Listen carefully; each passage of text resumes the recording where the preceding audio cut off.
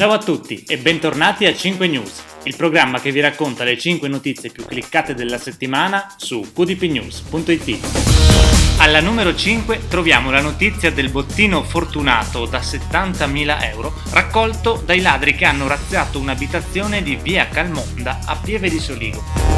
La quarta notizia più cliccata della settimana ci parla della chiusura della storica bottega al Ponte di Andrea Feletto in uno dei borghi più belli d'Italia, Cison di Valmarino. Alla numero 3 si posiziona la notizia del ritrovamento in località San Boldo del corpo di Ennio Breda, pensionato 75enne scomparso la scorsa domenica. Alla numero 2 troviamo la notizia del doppio frontale che venerdì scorso ha coinvolto 2 auto e un furgone a Farra di Soligo, mandando in tilt la provinciale che collega Pieve con Follina.